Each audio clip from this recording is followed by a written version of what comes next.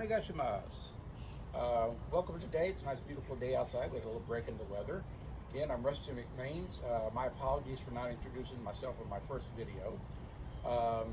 I currently practice for the last 30 years. I've been doing martial arts for going on 46 years now. But my last 30 years have been dedicated to the study of Okinawa goju-ryu and the application of all the concepts of martial arts I've practiced in the past. So my teachings are based on my experiences and what my teachers and their experiences are. So today we're going to focus on the stances of Sanchin. But let me preface this that the idea behind Sanchin is not so much to teach the kata, but to give you the martial science application of training. So when I say martial science, I'm not specifically speaking of pressure points or application of traditional Chinese medicines or those types of sciences, but I'm basically talking about the physical science. What makes the body work? What makes it effective with the littlest amount of output? If something is engineered properly, it takes very little output of energy to make that happen. So that in my idea, the idea of our practice and my teachings is to teach the people what makes everything work properly for the body. A lot of what we do is what we've been taught, what we've seen, but it's really very little of what we truly understand. So this is not based on aesthetics, even though we'll talk about how it looks, the body, how it physically looks, but it's not the same aesthetics that you would look at, say, if you were doing competition martial arts, where the competition states that it has to be in this form or this form. Otherwise, you get points taken off for your kata performance. So we're not going to refer to those type of aesthetics. The aesthetics we're going to talk about is how it looks and how it's performed when the body is in the right positioning. So before we get started, the first thing I want to, again, we're not practicing Sanchin kata, but a few aspects of body alignment that we apply to this kata. Sanchin is the most important kata. It's the first kata that we teach in my dojo.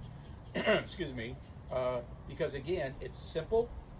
It's one stance, a couple of hand techniques, and there's not a lot of multitasking in the sense that where you have other katas, you have 2 or 3, 4 stances, 8, 9, 10 hand positions, this turn, that turn, this body angle. This one is very simplistic. So again, we want to focus on a few aspects of training in the stances. So it doesn't matter if you do Sanchin, Kusanku, any other kata, goju shiho. The ideas here, these aspects of training would apply to your kata training. So you practice this, you understand this, you learn it, you put that into your kata, and then it transfers to every single kata from that point on. So the main points we're going to practice on today is where do we place the balance in our feet. So I don't want to have my weight flat-footed. When I do that, that tends to bow my knees out. Well, when that happens, my hips, where the femur inserts into the hip joint, begins to roll open. Okay, in Chinese martial arts, we call this area the quad. We want the quad to stay physically closed. We don't want it opening up for this stance. We want it to stay naturally in position. So we relax it. So don't put the weight on the outside. Let your weight fall more toward the inside to the arch part of the foot. That's where the bounce is at. If you put your weight on the outside, you find it very hard to bounce up and down. So that means that you're restricted in your hips. Let that stance just kind of fall inside. Now your weight falls where it's supposed to fall. Don't put it flat. Keep it inside. So if you have a partner, someone you can try this with, put your feet flat. Stand in a nice strong stance and have that person try to push you or kind of whack you and see if you fall off balance. They can do it from the side, the front, the back, doesn't matter. Let your weight fall to the inside. Let your stance become very natural. Then you can lock and then try to have them do the same, knocking you off balance. And you're going to find that you're going to have better balance. So I tell people, well, I'm not going to tell you what to do. You're going to prove it to yourself. This way you know that it's true. That's how people begin to respect their martial arts training and their teaching, is that they can prove it to themselves from day one. So as we're practicing this kata, keep that weight to the inside of that foot. Let your legs be soft and supple. Let them move around, okay? There's a misconception that Sanchin is a very hard, stiff kata. It's the exact opposite. You're getting your strength from proper body alignment and relaxation. In the Chinese architects who built the buildings of centuries ago, they didn't use nails and they didn't use wooden dowels where they would drill a hole and put a dowel rod in it to secure two pieces of lumber in place. They would understand the structure of the building, where to notch it and apply that piece of lumber on top and top and top. So once you had the structure, say, of this, then everything else would rest on top of it with just enough give. So in strong winds, hurricanes, things of that nature, earthquakes, the building would rock. They actually did a study on earthquakes in the old time structures, how they would withstand earthquakes. And it's because they were allowed, like your bones, they move. So they have a suppleness, but it's the weight and correct alignment and placement that allows the building to sway with the ground. So it became a part of the ground, not something that was almost built stiff and not part of it. So it's just like, it became almost like a tree, but it became a building, and then rooms and buildings and multiple stories. We're going to do the same thing with our Sanchin. So we're going to first develop is, what is the proper alignment? So if you notice here, I wore my bike shorts on purpose so that you can see a better alignment of my legs. Where my groin is, there's a nice straight line down to my toes. That's, again, that's that aesthetics parts we're talking about. I'm not making myself do that to make it look like that. It does that because my feet are straight. So if you look on the outside, you see this angle. Okay? Don't focus on that. Look to the inside. That's where the structure's at. So from the center of my femur down through the center of the lower bone muscle, you see a nice straight line. If I do this, okay, now my feet are flat. So now it's doing this, my top ones. So that means the pressure is going this way, outside the calf bones. Here, everything's in a nice straight and is pushing into that spring of the arch of my foot. Then everything from here just rests on top of it. So as you're practicing kata, that's where you keep your focus. Once you understand that, you transfer that to every other stance that you do. It will not change. Can't change the structure of it.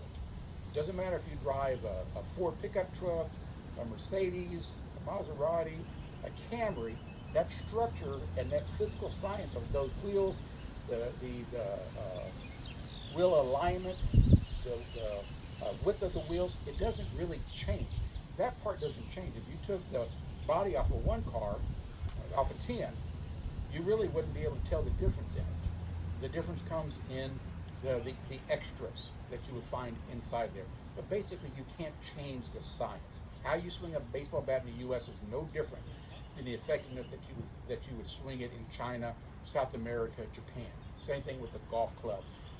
If you've ever watched golf on TV and they begin to do the biometric, they'll show the person where that hip, it wasn't effective because he broke too soon. It's exactly the same thing in the martial arts. The martial arts is the study of how the body moves. There's nothing natural about karate. What's natural about this? Nothing in nature that does that.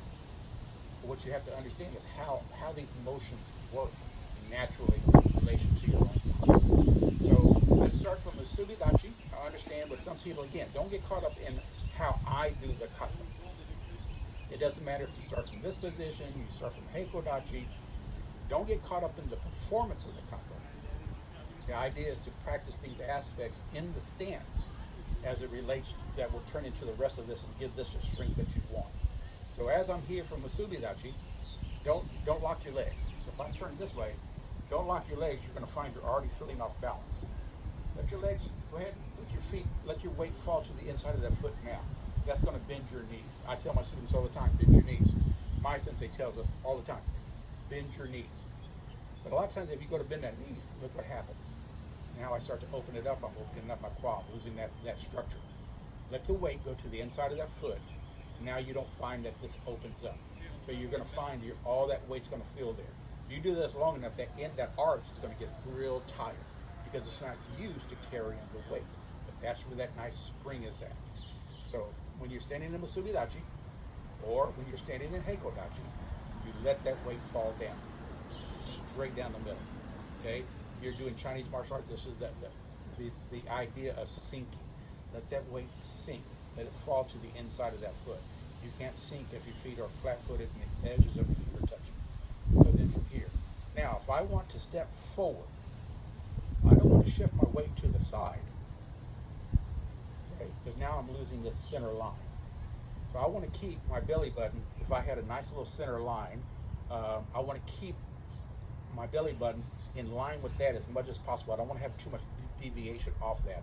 So what I'm going to do is let my left leg in this sense, come forward.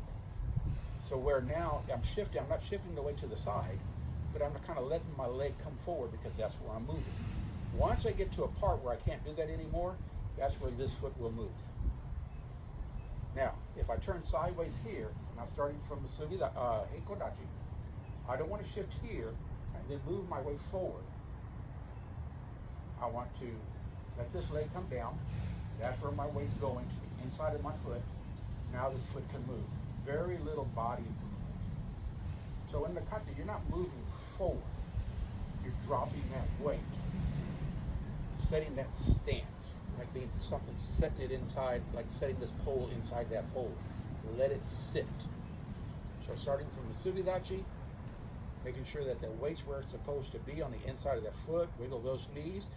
You know, as you're practicing this and as you do a step, do this little test. And that'll tell you if you came up or not, or if you stiffen those legs. Relaxation from strength, not manufactured strength, not manufactured power, but natural power. That has to be learned. That's not, you can't just do it from doing your kata. So go from here, get that weight there, let that knee come in, let this foot slide out. Now in Okinawa goju, our feet are equally turned. In Japanese goju, you find this back foot straight. It makes no difference, but where that weight's at does. So if I have my weight here, then I have no balance. I'm already opened it up. I'm already disconnected the lower part of my body to the top part. I want to let it naturally sit. So whether that back foot's turned or not, you still keep that weight to the inside of that foot. It's not that I'm telling you to do it. You have to test it. You have to test that stability. That's the whole idea behind the shime in the kata. If your body is properly aligned, you, the person that having the shime done to them, will not feel this hard concussion. So when you're in Sanchin and you're standing here and you're in Morote Chudan Uke, and they're tapping you on the shoulders, they're kind of they're trying to figure out, are you too high or too low? And you just kind of, they do this, kind of let them fall down. So that way when you get the hard slap, you shouldn't feel this reverberation, this vibration in the body. If everything's falling, you'll feel it, but everything will be solid. And the pressure will go through the bottom of the feet, and it won't stay inside and bounce all around. So when they're doing that, hitting those legs, they're trying to tell you, you either need to relax, and if you can move it back in, and that way when they do hit you, you don't have to tighten that leg. Just the proper formation of your body will do what it needs to do to transfer that shock, not absorb it. So again, once again, making sure the weight's on the inside of that feet. Check it. Transfer that weight forward this way. So that way this leg is almost coming to here, almost as if I were trying to do neko-washi-dashi, where this leg becomes my center point. So here, I transfer that weight, allows this leg to move out and step. Check it. Move those hips. And there, now you found your position. Okay? Don't let those feet here. Bounce up and down. That's what that arch on your foot's there for. That, here. Now, as you begin to step, you're going to turn those heels in a little bit. Don't think about so much turning them in as turning them forward. That's already going to start placing your back part of your body forward. Don't just focus on the front. Focus on that back. Shift that weight in. Once you get there, then you can move that foot as you need. Check it. Make sure that weight's where it's supposed to be. Start to shift that weight forward so that foot can move. So just practice forward and back over and over again. Take one step forward, one step back. But get to the point where you can do this 9 out of 10 times. Then you go to the next step, the 2 or 3 steps. Don't try doing the whole kata over and over again. You're not doing anything except reinforcing bad stuff. Now I want to step. It's no different to go sideways as it is forward. The knee is going to stay in. Notice I'm not doing this. See how my knee's starting to roll out? So now my weight's on the outside of my foot and my body's turned. Keep to this leg inside. So from here, if I turn sideways, see my weight's coming in. That allows this butt to push out. Turn your heel. If you try to come across without turning this heel, your thighs get in the way of each other. But by turning this allows the bend of the leg to come through the technique. Okay? I think of a little alleyway. So it gets skinnier. Turn it so then it comes straight in. You've got a nice straight angle. Don't try to keep your foot this way. You have to understand what works. So bring this leg in, shift that weight. Turn this foot. So in a sense, I'm sort of like this. I'm still closed. Turn this foot. Now I know when to move. That's the timing of the step. I have to know, I don't want to move now. I have too much weight on this leg. Shift, I can do whatever I want to with this leg. So I'm in the right position. What stance am I actually in? Cat stance. Where there's front cat stance, reverse cat stance, then sokudachi. That's the same idea. So as you go and do your other katas, guess what? Sanchin. Shift, keeping that knee inside so the weight's on the inside of that foot. Turn, where's my weight? On the inside of that foot, so I'm pushing here. Step across. Turn the whole body. Something that'll help you learn, I have a bunch of different ideas, training ideas. I've come up with things called the wall, the box, the fly, different things. In this case, use the idea of holding out a box, a very heavy box, or say a bowl of water to where you don't want to splash it. And you want to keep this nice, see everything turns together. A lot of times what you find is people do this turn in this kata or any kata, as they start to turn, this hand kind of stays back. And then it comes around. So it's going to give you, you're not going to be properly set straight. So if you're here in this part of the kata, hold your box. Shift your weight. Step across. Now turn your box. That's going to keep your whole entire body in proper alignment and not let you get this contradiction of movement. It's not going to move your hands first so your hip stays back. It's not going to let your hip turn and your hands stay back. You turn everything together. The slower you practice this, Tai Chi-esque. Look how soft Tai Chi is, but if you've ever done combative Tai Chi, Chin Tai Chi, some forms where they really get into the physical self-defense application, it comes into play. It's the same principle of idea. So we're on the third step.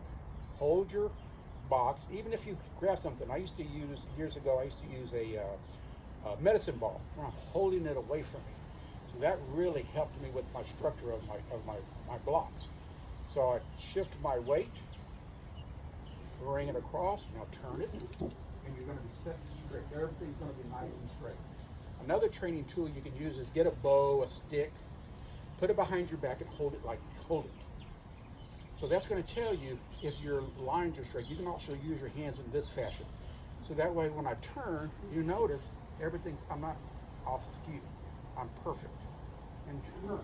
So I'm using a combination of pulling this hand back and this hand coming forward. Your training has to be inventive. Something that can take and that it makes your mind work. That's why things like the box, the fly, the wall work so well, because it's natural. It's already a part of your world. This is not part of your natural world. So if you could take things that's part of your natural world and put it into your karate training, ta-da! Now you have what? Now we're going back to doing something that's natural. So again, from here, shift that weight, keep that knee in. Don't let this roll out. Keep that weight on the inside of that foot. Once you can't move anymore, now you can move this leg across, leading with that heel. Turn. How do we step? Shift that weight forward. And we're step. Now I'm only going to do one step instead of the three like we normally do. Shift that weight. Lead with that heel. Turn. Look. I'm right back. This is how I know that my body's properly aligned. I don't have to think about it because I'm letting it do what it's naturally supposed to do. So in our version of the kata, we have one step forward. Now I want to go back. The same thing happens. I don't do this. The weight comes directly back. That's where I'm stepping. There's my ankle. It hasn't changed because I haven't changed my feet, where the weight on my feet lies. Now, when I turn my back foot in to go to Musubidachi, I keep it the same way. And then finish my kata. So again, understand that's the Sanchin kata. Forward and back, forward turn, step turn, doesn't make it, forget that, okay? Well, I mean, don't forget that, but don't make that the concentration. You're not practicing the kata. You're practicing all of this stuff within the kata. The kata is an empty shell. You make it what it is, okay? Breakfast might be simple pancakes. Somebody else, it might be, oh my goodness, very extravagant. But it is what it is. It's the concepts that you're practicing. When I was coming up, you'd get up for kanton to a test. You do stances up and down, back and forth, back and forth. Okay, what did you show me?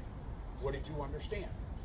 I only need to see you do it 4 or 5 times, and if I can tell you if your fate's where you're at.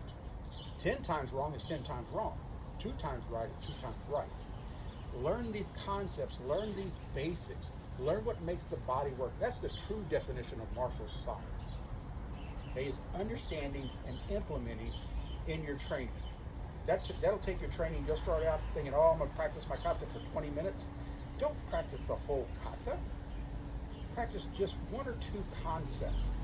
Make you a list. What are the concepts that I'm working on? And today, when I'm doing all my katas, I take that one concept and apply it to all my katas. So let's say, for example, I'm working this concept of where my feet stay. And I'm going to work Geiki Saidaichi or Geiki Saidaichi, same kata. As I step forward, guess what? There's my weight. Now when I turn, remember my box?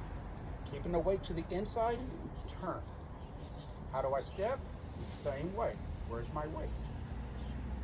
Now when I go to turn, guess what? There's my box. Everything moves together. Where's my weight? Still to the inside of my feet, knees pushing back, belly forward. But what I practiced was not the kata, but that principle. The principle of the box. Back against the wall. So as I turn, keeping my back against the wall helps me keep my bone structure. So I'm not losing my my structure this way. So I have my back against that wall, I step. Back against the wall, step. But I didn't forget about that either. So I started with 1, got that down, added 2. So now I'm practicing 2 different things at the same time. That's kata practice. Don't do the whole kata 10 times, or I practice my kata. Oh, no, you didn't practice the kata. You just memorize the movements. Learn the kata. Use your kata to learn this, to apply this. So that way when you move, no matter what, guess where your weight's going to be? It's going to be in that same position all the time. It's going to be in that nice springy position. There's not a successful fighter out there that fights flat-footed. So when we say flat-footed, that's what we're talking about. Is not this way, but where that weight's at. That make sense? I hope so. I look forward to your comments, your suggestions, your feedback. Next one we'll do is we'll take the bottom, put it together with the top, introduce a couple of more training aspects. I hope this is beneficial to your training regardless of style, level. I hope that it gives you something, inspires you to really investigate and really truly study in the martial arts. Thank you very much. Domo arigato, gozaimashita.